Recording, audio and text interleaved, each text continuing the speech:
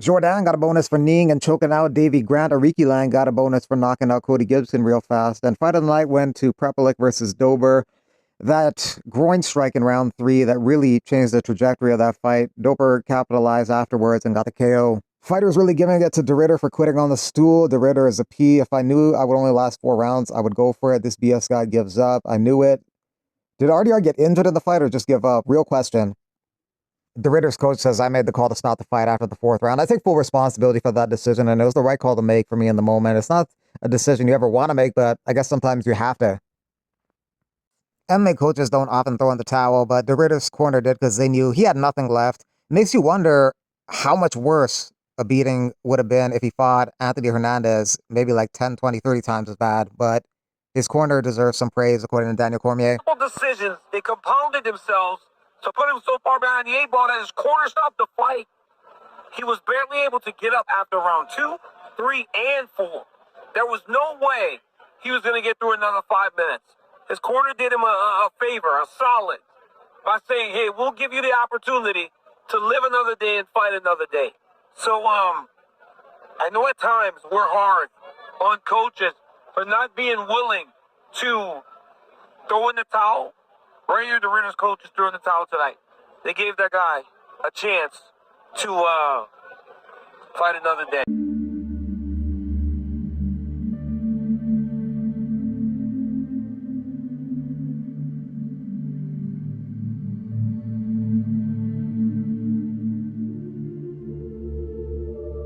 Tito Vera says, sometimes things get really dark, but not giving up will get you light. Don't get it twisted. I won tonight and we got robbed in Canada. Talking about this fight with Ayman Zahabi. Zahabi gets a split decision victory. It was probably 1-1 going into the third. Third round was close, but Ayman Zahabi throws more and lands more. He outstruck him 37-24 in round 3. So Zahabi's like a professional round winner. He knows he's got to throw a lot more to win these rounds, and he does it. That's why he wins these close fights. I knew he was going to take this fight by close decision because he's a guy who just throws more. Vera knows he needs to be more active, but he doesn't do it. But he definitely could because he's got really good cardio. He's got really good striking, a really good chin, but he just doesn't throw enough. But then he claims robbery after. Unfortunately, he's just got to throw more punches, throw more kicks, and be more active if he wants to win these rounds and win these fights.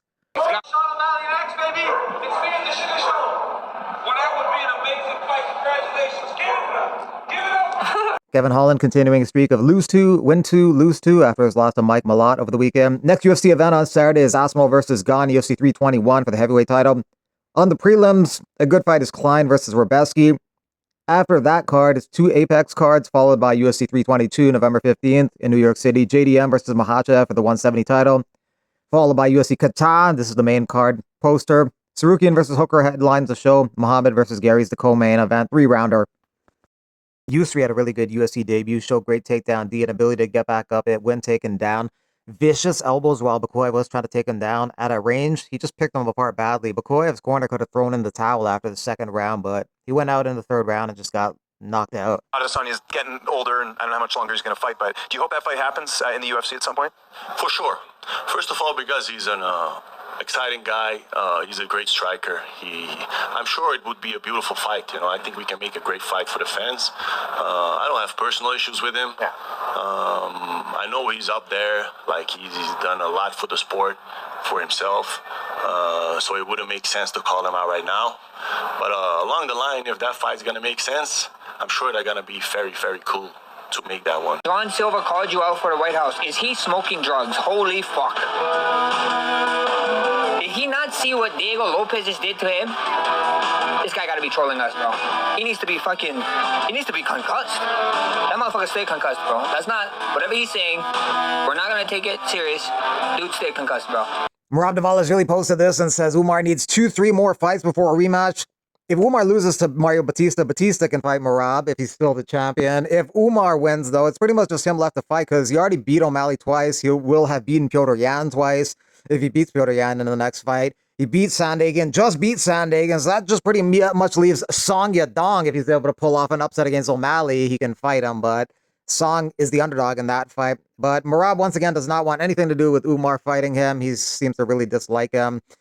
He's never had a problem fighting anyone except Umar. Joe Rogan thinks that Pereira versus Jones would be the biggest fight in UFC history. I don't know about the biggest fight ever, maybe the biggest fight they could do right now, but if they do it at the White House, maybe it could be the biggest fight ever because that would be a whole thing that is beyond just the sport, beyond just casual fans and casual sports fans. It'd be like a worldwide phenomenon outside of just the MMA and casual fan bubble. It'd be like a whole mainstream thing. John really thinks he's going to fight Alex Pereira. He's getting ready. Yeah. He's at least getting ready in his mind. Would it be Alex, or do you think it would be Alex? Really? Yeah, so the Tom ship has sailed. No, it hasn't sailed, but the big money fight is Alex and John Jones at the White House. Yeah. Are you fucking kidding me? Yeah. Catch weight. Make it 225 fight. You don't have to be for a title. Make it the bad motherfucker upper edition. The John Jones Alex Pereira fight will probably be the biggest fight in human history. I mean, that in at MMA, the White House? In MMA, but as a matchup, you got the greatest of all time in John Jones, and arguably the most destructive striker that's ever competed. Yeah. No one's like that guy.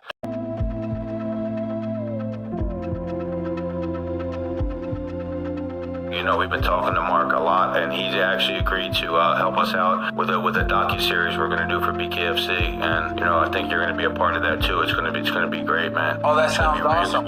Yeah, man. I think this should be a 5-round fight, and what happened? Why is it 3 rounds? The coward. As I said, coward Ian. He's afraid to go 5 rounds. He saw what happened with his last fight with Practice, and he knows 5 rounds with me is going to be. So why does he get to make that decision and you don't? Because he's not willing to take the fight. So for myself, it was like you either sit on the sidelines or you take 3. There's nobody else. You take 3. So my mindset is I'm going to break him. I'm going to finish him. I'm just going to start faster, and he's going to fold. Dude, there's nothing else. But for him to talk about, I want to be a champion, I want to be this, and you're afraid to go a 5-round fight, 100%. just take that out of your mindset, take that out of your vocabulary.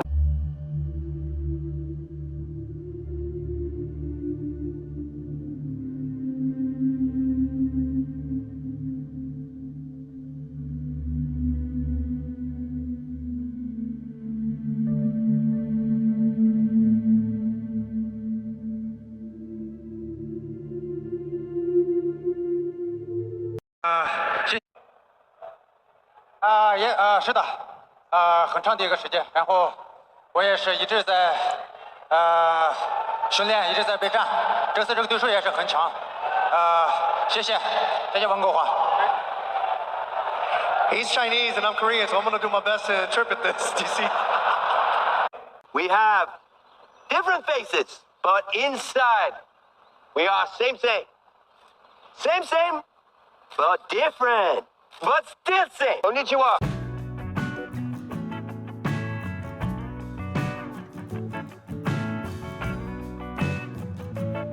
Hello again, everyone. Welcome back to a brand new edition of DC and Helwani right here on a multitude of ESPN platforms.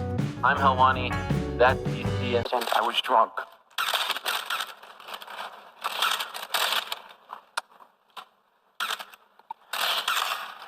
I'm drunk now.